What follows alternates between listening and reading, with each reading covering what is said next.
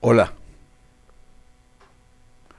bienvenidos a esta conferencia, charla sobre tiempos por normales y líquidos en este mundo de hoy. Soy Lucio Mauricio Henao Vélez, economista y especialista en prospectiva, gerente de Proceres Prospectivo Estratégico y codirector de la organización Prospectiva junio de 2022. Iniciemos. Vamos a iniciar con una primera parte que es el, el primero de los grandes pensadores en en, en el tema de los tiempos por normales. En 1993, Silvio Funtovics y Genomeno R. Ravetz publicaron un libro que se llamaba La ciencia en lo era por normal, 1993. La ciencia por normal es definida como un concepto desarrollado por ellos tratando de caracterizar una metodología de investigación que fuera apropiada para las condiciones contemporáneas. El caso típico es cuando los factores son inciertos, hay valores en disputas, los riesgos son altos y las decisiones son urgentes. En tales circunstancias tenemos una inversión de riesgos altos y de decisiones urgentes. Eh, y ahí la distinción es tradicional entre los hechos científicos objetivos duros y los valores subjetivos y blandos. Ahora nos encontramos con decisiones políticas conducidas por valores que son duras en varios sentidos y para los cuales los aportes científicos son irremediablemente blandos. En 1993 entonces, ellos hablan de la ciencia por normal y para entenderla hay un gráfico. Este gráfico,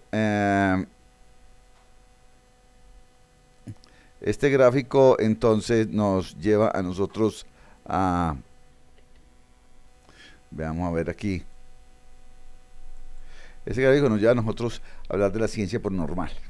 Tenemos dos fuerzas, dos ejes. Una fuerza es los riesgos que se toman en la toma de decisiones.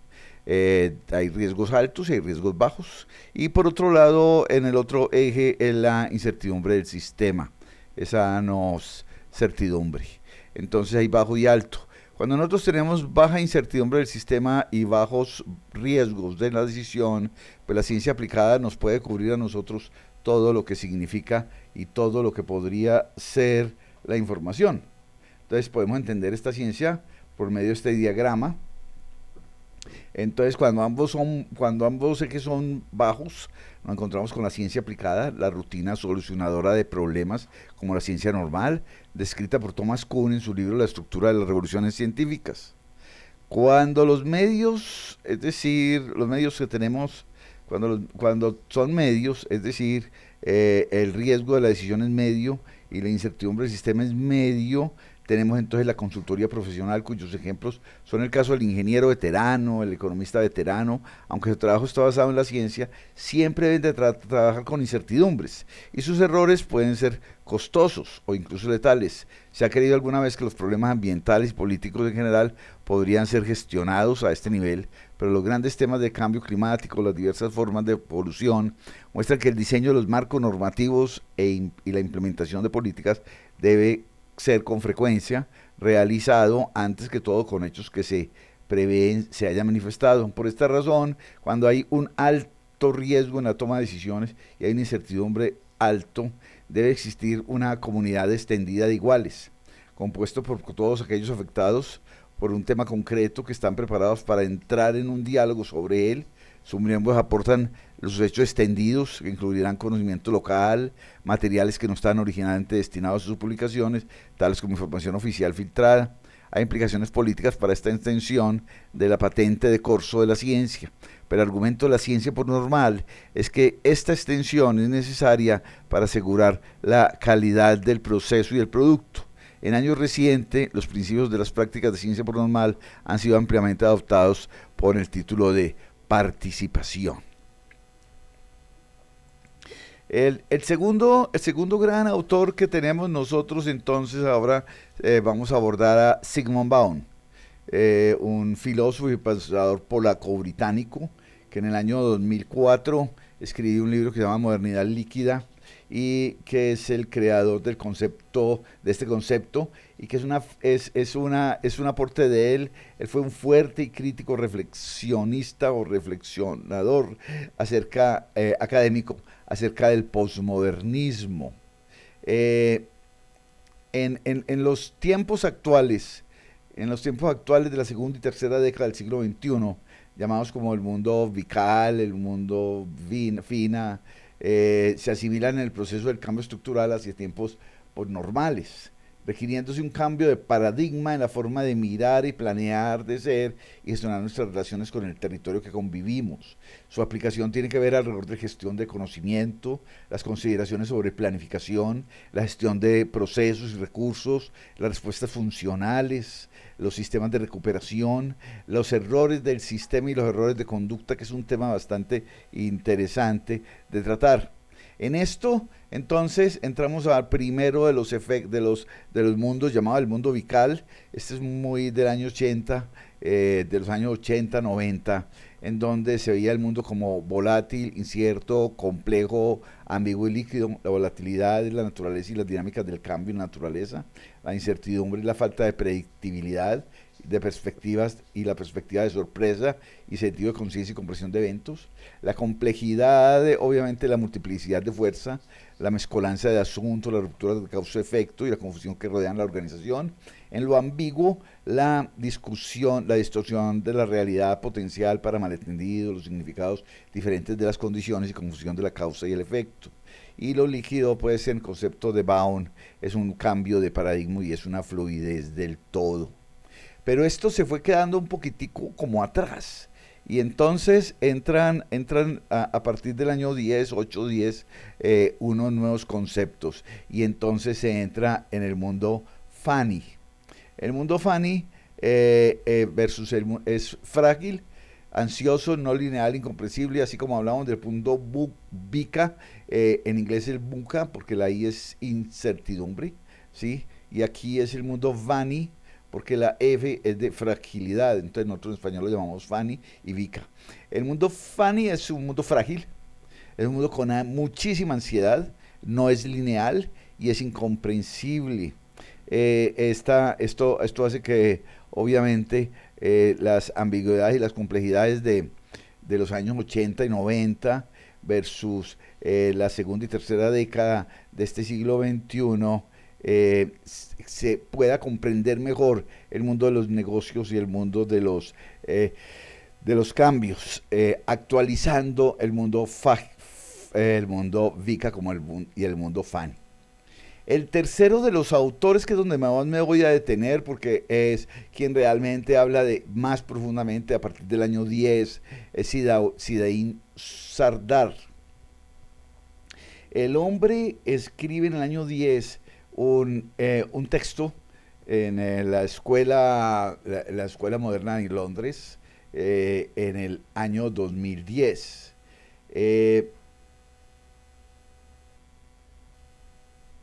Él es director del Centro de Políticas en Tiempos Normales y de Estudios de Futuro en Barcelona, the Center for Post-Normal and Policy and Future Studies. Es pakistaní, pero con mucha fuerza y muy desarrollo grandísimo en Gran Bretaña. Es escritor, locutor, crítico. Fue profesor de Derecho y Sociedad de la Universidad de Middlesex y profesor de Estudios Postcoloniales de la City University of London. Ha escrito como un erudito crítico más de 50 libros y es considerado como uno de los 100 intelectuales públicos más importantes de la Gran Bretaña. Zidane nos incursiona a nosotros en el mundo del mundo postnormal. El mundo postnormal, pues obviamente es cuando ya las cosas que se consideran normales no son normales. O sea, esto es más allá de lo normal. Cuando volvemos a los incendios, el cambio climático, las migraciones, el derretimiento de los casquetes polares, la miseria, la violencia, el terrorismo, y todo esto lo volvemos normal, entonces entramos a un mundo postnormal. eh, nos recordaba Sian Sardar que vivimos en un periodo intermedio en el que las viejas ortodoxias están muriendo, las nuevas aún no han nacido y muy pocas cosas parecen tener sentido. La nuestra es una época de transición, un tiempo sin la confianza de que podemos volver a cualquier pasado que conocimos y sin la confianza en un camino hacia un futuro deseable, alcanzable y sostenible. Eh, la clasificación que él hace básicamente de los diferentes, en la línea del tiempo, es de acuerdo a Hassan Mahandali, los cuatro periodos, el clásico, el moderno, el posmoderno y el posnormal. No me voy a atrever a meterle fechas, pero básicamente algunos pueden ayudarme con este tema, pero es básicamente entre el siglo XVII y el siglo XXI. El clásico, básicamente la parte de confianza es definida, los conceptos claves son la conquista, la supremacía, el progreso, el significado es pienso, por lo tanto existo, la identidad del yo soy es que yo soy tradición y cultura y el sistema es simple y cerrado. En el moderno la confianza es monolítica, los conceptos claves son progreso, eficiencia y modernización, el significado es progreso, por lo tanto existo, la identidad es yo soy, ciencia y tecnología, y el sistema es complicado y cerrado. El posmoderno, la confianza es relativa, los conceptos claves en el relativismo, obviamente, la pluralidad y la individualidad. El significado es compro, por lo tanto existo. La identidad del yo soy es yo soy un cliente. Y el sistema es complejo y abierto. En el mundo postnormal, en esta era postnormal en la cual nosotros estamos o entrando o saliendo, no sé, no me atrevería a decir dónde, la confianza es contradictoria, los conceptos claves son de complejidad, caos y contradicción, el significado es de comparto, por lo tanto existo, y la identidad del yo soy es el yo estoy en línea. Y los sistemas son abiertos, interconectados y caóticos. Tres como vimos, tres factores por normal, lo veíamos aquí en la parte de los conceptos claves, que quisiera detenerme un poquitico, y la complejidad del caos y la contradicción. La complejidad del caos y la contradicción tiene que ver, primero, la complejidad con esa gran capacidad que tienen los sistemas ahora de tener muchos elementos inmersos en él, en los sistemas, en los fenómenos, en las situaciones. Por lo tanto, generan una gran cantidad de relaciones y a gran cantidad de relaciones crean una complejidad. El caos por la dificultad de ordenar y por la dificultad de generar nuevas relaciones a partir de muchísimas relaciones subsecuentes. Y lo contradictorio, que es muy interesante, porque es que básicamente el concepto de contradicción viene desde la época hegeliana, es de que ahora más que nunca la visibilidad de lo contradictorio es evidente. Pero el cambio, que es el orden del día del tema es muy importante que lo miremos, porque los cambios normales son cada vez más rápidos, el alcance es cada vez más profundo, la escala es cada vez más planetaria y la simultaneidad es cada vez más convergente y más en tiempos reales y en tiempos sucesivos. El, el, el, el punto entonces que nos lleva a esto es, para no extenderlo, esta es la parte como más es de conceptual de la normalidad, es llevarnos a que cuando miramos el futuro, cuando analizamos el futuro, cuando estamos en esto de armar perspectivas y miradas en tiempos que no son como los de antes. Sócrates decía por allá que estamos en un tiempo definitivamente muy raro, muy nuevo. Nunca antes se había inventado tanto y la lectura de los signos era más importante que nunca. Podríamos decir exactamente lo mismo hoy en día, más de 22, 23 siglos después, decir que estamos en unos tiempos donde la lectura de los signos es bastante importante. Pero el aporte del Centro de Estudios Paranormales, el aporte de Sidaín, de los de otros pensadores, es muy importante, pero también es muy importante el que podamos decir que debemos de eh, mirar el futuro en una forma más racional, emocional o lo que llamamos sentipensante. Por lo tanto, podríamos hablar, y esto es extraído de una conferencia de Jordi Serra, que pertenece obviamente al Centro de Estudios Normales en Barcelona, es un catalán de español que tiene gran fuerza en la Federación Mundial de Estudios de Futuro, y dice que hay tres futuros, ¿sí? Y tres futuros es muy importante porque cuando el futuro es múltiple y lo podemos construir, el pasado es único y no lo podemos cambiar. Y cuando hacemos escenarios o cuando miramos tres futuros, es porque cada cuestión puede ser mirada de tres formas diferentes. Una forma, y es muy común, es donde hay un presente extendido.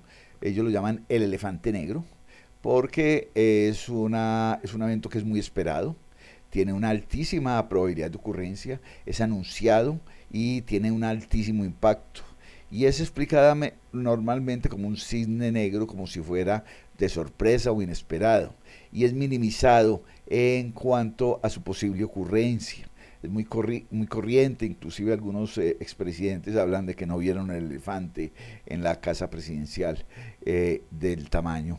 Y muchos hacemos ignorancia acerca de los presentes extendidos y cosas que vienen ocurriendo, que están ocurriendo, y negamos que no puedan seguir ocurriendo.